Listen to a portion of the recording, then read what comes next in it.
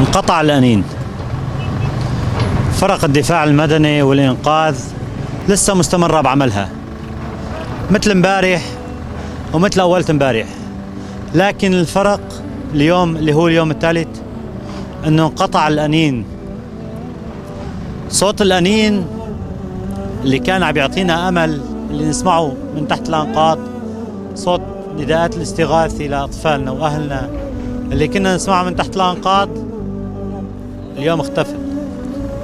هي مدينة حارم، هون لحد الآن في أكثر من 500 شهيد، في أكثر من 1300 عالق تحت الأنقاض. قلنا لكم استعجلوا، قلنا لكم استعجلوا لحقونا، قلنا لكم أطفالنا تحت الركام بدنا بس تتنفس، افتحوا لنا المعبر، افتحوا لنا معبر، خلوا آليات تدخل طالع الناس من تحت الردم. تأخرتوا.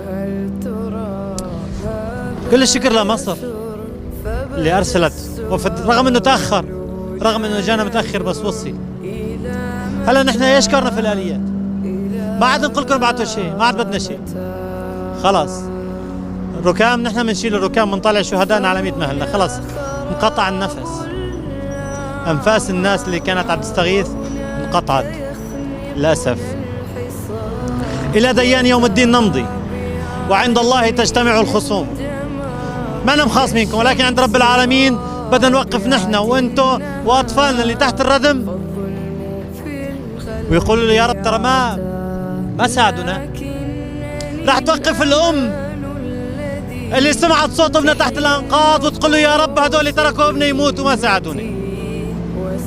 راح يوقف الطفل يقول له يا رب امي ماتت قدامي وما حد ساعدها.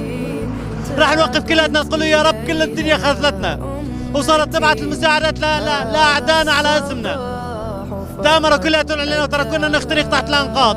يا رب المعبر الوحيد اللي كنا نتنفس منه سكروه وخنقونا، كتموا أنفاسنا تحت الردم.